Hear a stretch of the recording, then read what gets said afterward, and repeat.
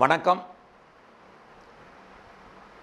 ரிஷப லக்னத்தில் பிறந்தவங்களுக்கு தமிழ் புத்தாண்டான ஹேவிளம்பி வருஷம் எப்படி இருக்குன்னு இப்போ பார்க்க போகிறோம். அதுக்கு முன்னாடி என்னுடைய வீடியோ தொகுப்பை பார்க்குறவங்களுக்கெல்லாம் ஒரு சந்தேகம் இருந்துக்கிட்டு இருக்கு. சார், நீங்கள் லக்னத்தின் அடிப்படையில் பலன் சொல்கிறீங்களா அல்லது ராசியின் அடிப்படையில் பலன் சொல்கிறீங்களா? நாங்கள் எந்த அடிப்படையில் உங்களுடைய வீடியோவை பார்க்கணும் அப்படின்னு நிறைய பேர் எனக்கு ஃபோன் பண்ணிகிட்ருக்குறாங்க. அவங்களுக்கெல்லாம் ஒரு முக்கியமான விஷயத்தை சொல்லி ஆகணும். ஒரு ஜாதகத்தை பொறுத்த வரைக்கும் லக்னம்தான் பிரதானம். லக்னம் என்பது உயிர். எல்லாருக்குமே உங்கள் நட்சத்திரம் தெரியும், உங்கள் ராசி தெரியும், லக்னம் தெரியாது. நிறைய பேருக்கு தெரியாமல் இருக்கலாம். அவங்கெல்லாம் உங்கள் ஜாதகத்தில் நீங்கள் என்ன லக்னத்தில் பிறந்திருக்கீங்கன்னு தெரிஞ்சுக்கிட்டு அதன் அடிப்படையில் இனி வருங்காலங்களில் என்னுடைய வீடியோ தொகுப்பை பாருங்கள். காரணம் என்னென்னா, லக்னம் என்பது உயிர், ராசி என்பது உடல். ஆக இந்த உயிர் இல்லாமல் உடல் இல்லை. உயிர் தான் பிரதானம். அதனால தான் அதன் அடிப்படையில் உங்களுக்கு நான் பலன் சொல்லிகிட்டு இருக்கிறேன். அதனால் வரக்கூடிய காலங்களில் என்னுடைய வீடியோ தொகுப்பு பூராமே குரு பயிற்சியாக இருக்கட்டும், சனி பயிற்சியாக இருக்கட்டும், ராகு கேது பயிற்சியாக இருக்கட்டும், மாத பலனாக இருக்கட்டும், இது இல்லாமல் இன்னும் நிறைய நான் தொகுப்புகளில் போட இருக்கிறேன். அதையெல்லாம் பார்க்குறது உங்களுடைய லக்னத்தை நீங்கள் பிரதானமாக பாருங்கள். உங்கள் லக்னம் தெரியலன்னா அதை ஜோசியத்தை காமிச்சு தெரிஞ்சுக்கங்க. அதை பார்த்துட்டு அதன் அடிப்படையில் இந்த வீடியோவை இனிமேல் ரெகுலராக பாருங்கள். இந்த தமிழ் வருஷமான ஹேவிளம்பி வருஷம் பங்குனி மாதம் 31 பிறக்குது. இந்த பங்குனி 31 பிறக்கக்கூடிய இந்த ஹேவிளம்பி வருஷத்தில் ரெண்டு முக்கியமான பயிற்சி இருக்குது. ஆகஸ்ட் மாதம் 18 ராகு கேது பயிற்சியும், செப்டம்பர் மாதம் 12 குரு பயிற்சியும் இருக்குது. ராகு சிம்ம ராசியிலேருந்து கடகராசிக்கும், கேது பகவான் கும்பராசியிலேருந்து மகர ராசிக்கும் பயிற்சி ஆகிறாங்க. குரு பகவான் கன்னி ராசியிலேருந்து துலா ராசிக்கு பயிற்சி ஆகிறாரு. பஞ்சாங்கங்களிலே 2 வகையான பஞ்சாங்கங்கள் உண்டு. ஒன்று வாக்கியம் அல்லது திருக்கணிதம். நம்ம திருக்கணித பயிற்சி பிரகாரம் ராகு கேது பயிற்சிகளை சொல்லியிருக்கிறேன். அதோட இடையில் சனி பகவான் தனுசு ராசியிலேருந்து விருச்சிக ராசிக்கு வக்ரகதியாகி ஒரு 4 மாதம் சஞ்சாரம் பண்ணுறார். இந்த அத்தனை கிரக சஞ்சாரங்களையும் கணக்கில் எடுத்துக்கிட்டு, பயிற்சிகளையும் கணக்கில் எடுத்துக்கிட்டு ரிஷப லக்னத்தில் பிறந்தவங்களுக்கு என்ன மாதிரி பலன்கள் நடக்குங்கிற பார்க்கும்போது, இந்த ஹேவிளம்பி வருஷம் மகர லக்னத்தில் உதயமாயிருக்கு, துலா ராசியில் பிறந்திருக்கு, விஷாக நட்சத்திரத்தில் பிறந்திருக்கு. அப்படி பார்க்கும்போது உங்களுடைய ரிஷப லக்னத்துக்கு 9ஆம் இடத்துல லக்னம் பிறக்கிறது தெய்வ அனுகூலம்னு தான் சொல்லணும். ஏனென்றால் 9ஆம் இடம் என்பது முன்னோர்களை சொல்வது, மூத்தோர்களை சொல்லுவது, ஆன்மீகமான விஷயங்களை சொல்வது, தெய்வ அனுகூலத்தை சொல்லுவது. இதையெல்லாம் சொல்கிறது 9ஆம் இடம். வேலை வாய்ப்புகள் மாற்றங்களை சொல்லுவது. இதையும் இந்த வருஷம் உங்களுக்கு காமிக்குது. இந்த வருஷத்தினுடைய அடிப்படையில் பார்க்கும்போது உங்களுடைய லக்னாதிபதியாகவே சுக்கிரன் இருக்கிறது சிறப்பு. உங்களுடைய லக்னத்துக்கு 2ஆம் அதிபதியாக புதன் வர்றாரு.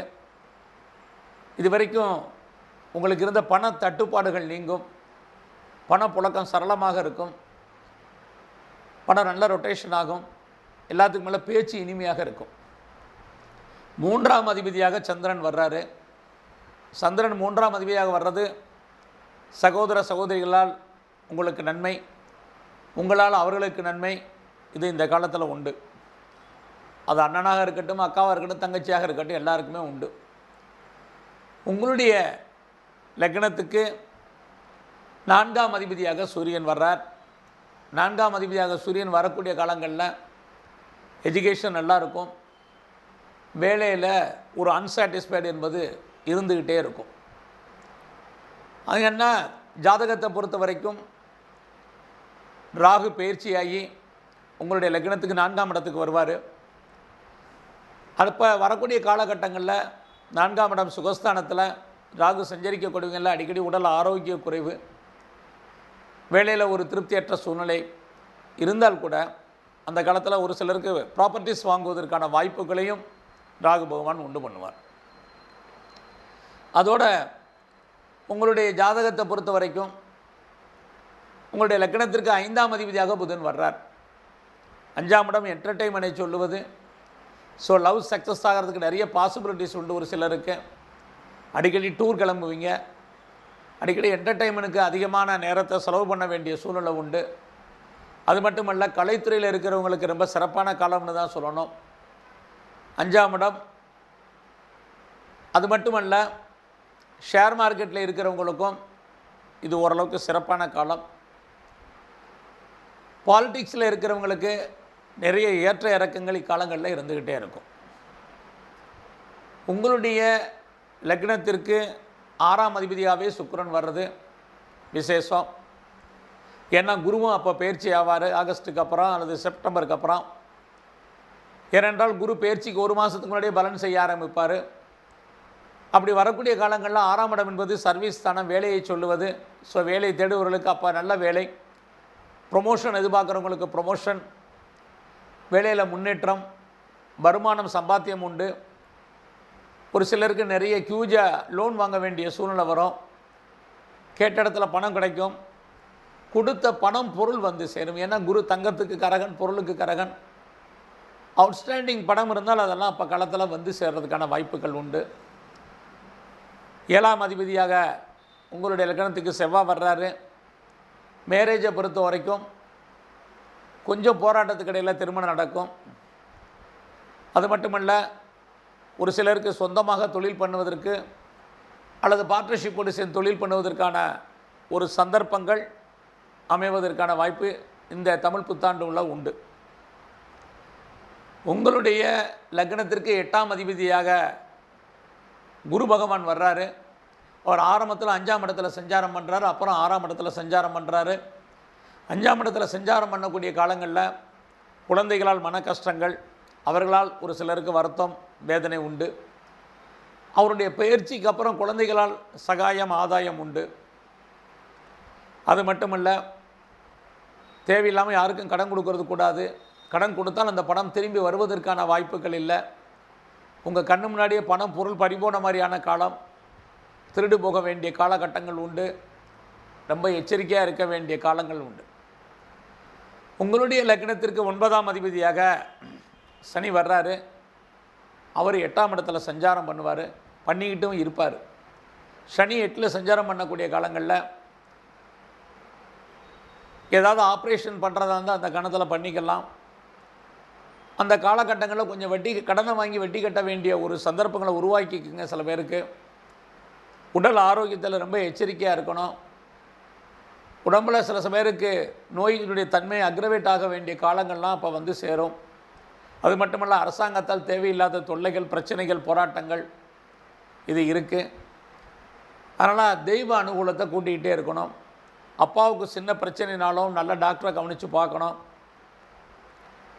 சனியே உங்களுக்கு 10ஆம் அதிபதியாக வந்து 8ஆம் இடத்தோட தொடர்பு கொள்கிறாரு. ஒரு பக்கம் பார்த்தா அவர் பிரச்சனையை உண்டு பண்ணாலும், இன்னொரு பக்கம் எதிர்பாராத தனவரவு, பணவரவு கொடுப்பார். ஒரு சிலருக்கு ஆன்சியல் ப்ராப்பர்ட்டி, ஆன்சஸ்டல் ப்ராப்பர்ட்டி இருந்தால் அதன் மூலமாக தனவரவு, பணவரவு உண்டு. அல்லது மனைவி அல்லது கணவன் மூலமாக பணம் ஆர் அன்எக்ஸ்பெக்டட் மணி ஒரு சிலருக்கு கொடுப்பார். உங்களுடைய லக்னத்திற்கு 11ஆம் அதிபதியாக குரு வந்து அவர் 5ஆம் இடத்தில் இருக்கிறதுனால, நான் முதல்ல சொன்ன லவ் சக்ஸஸ் ஆகிறதுக்கான பாசிபிலிட்டிஸ் உண்டு. ஸ்பெக்குலேஷனில் லாபம் கிடைப்பதற்கான ஒரு வாய்ப்பு உண்டு. அதே சமயத்தில் குடும்பத்தில் சுபகாரியங்கள், சுப நிகழ்ச்சிகள் அடிக்கடி நடக்க வேண்டிய காலம். அதுக்கு நம்ம நிறைய செலவு பண்ண வேண்டிய காலம். அடிக்கடி அந்த நிகழ்ச்சிகளில் கலந்து கொள்ள வேண்டிய சந்தர்ப்பங்கள் அமையும். உங்களுடைய லக்னத்திற்கு 12ஆம் அதிபதியாக செவ்வாய் வர்றாரு. ஸோ சகோதரர்களுக்காக நீங்கள் நிறைய செலவு பண்ண வேண்டிய காலம் அந்த காலங்களில் உண்டு. அது மட்டுமில்ல, ஆன்சைட் போகிறவங்களுக்கு ஆன்சைட்டுக்கான வாய்ப்பு, விசா கிடைக்காதவங்களுக்கு விசா கிடைப்பதற்கான ஒரு சந்தர்ப்பங்கள்லாம் அந்த காலங்களில் உண்டு. உங்களுடைய லக்னத்திற்கு ஆரம்பத்தில் 4ஆம் இடத்துல ராகு பகவான் சஞ்சரிப்பது எஜுகேஷனை பொறுத்த வரைக்கும் சற்று சுமாராக இருந்தால் கூட, பின்னாடி 3ஆம் இடத்துல சஞ்சரிக்கக்கூடிய காலங்களில் எதிர்பார்த்த காலேஜு ஸ்கூலு மற்ற விஷயங்கள் ஹையர் ஸ்டடி ஹையர் எஜுகேஷனில் பாஸ் பண்ணுவதற்கான ஒரு சந்தர்ப்பங்கள் அமையும். அது மட்டும் இல்லை, 12ஆம் அதிபதியாக செவ்வாய் சஞ்சாரம் பண்ணக்கூடிய காலங்களில் ஆன்சைட்டுக்கான வாய்ப்பு, சேஞ்ச் ஆஃப் கம்பெனி, ஒரு சிலருக்கு கம்பெனி சுவிட்ச் ஓவர் பண்ண வேண்டிய காலகட்டங்கள் உண்டு. 3ஆம் அதிபதியாக சந்திரன் வர்றதுனால சிறுதொழில் சுயதொழில் பண்ணுறவங்களுக்கு நல்ல லாபகரமாக இருக்கும். ரோட்டோரமாக வச்சுட்டு பண்ணக்கூடிய பிஸ்னஸ் சிறப்பாக இருந்துகிட்டு இருக்கும். 4ஆம் அதிபதியாக சூரியன் வர்றது ப்ரொடக்ஷன் சார்ந்த உற்பத்தி சார்ந்த துறைகள் நல்லாயிருக்கும். கலைத்துறைகளும் ரொம்ப ஓரளவுக்கு பரவாயில்லாமல் இருக்கும். சனி 8ஆம் இடத்துல சஞ்சரிக்கிறது மட்டும்தான் உங்களுக்கு சற்று பாதகமான பலன். அதுக்கு மட்டும் தெய்வ அனுகூலத்தை கூட்டுங்க. குரு உங்களுடைய லக்னத்திற்கு 6ஆம் இடத்துக்கு வரக்கூடிய காலங்களில் நல்ல வேலை, நல்ல வருமானம், நல்ல சம்பாத்தியங்கள் உங்களுக்கு அந்த காலங்களில் வரும். ஹெல்த் கண்டிஷனில் மாத்திரம் குரு 6ல் வரும்போது கவனமாக இருக்கணும். 6ஆம் இடம் அடி வைத்து சொல்லக்கூடிய காலங்களில் அப்டமனில் பிரச்சனை இல்லாமல் பார்த்துக்குங்க. குறிப்பாக விஷனில் ப்ராப்ளம் இல்லாமல் பார்த்துக்கக்கூடிய காலங்கள் இந்த காலங்களில் உண்டு. மற்றபடி இந்த கேவிளம்பி தமிழ் வருஷத்தை பொறுத்த வரைக்கும் உங்களுக்கு சிறப்பான காலம் என்று தான் சொல்ல வேண்டும். நீங்கள் புதன்கிழமை சிவனை கும்பிட்டு வரணும். அது ரொம்ப ரொம்ப ரொம்ப விசேஷம். அது மட்டுமல்ல, உங்களுடைய லக்னத்திற்கு 9ஆம் அதிபதியாக கேது பகவான் வர்றாரு. விநாயகரை ரெகுலராக கும்பிட்டு வாங்க.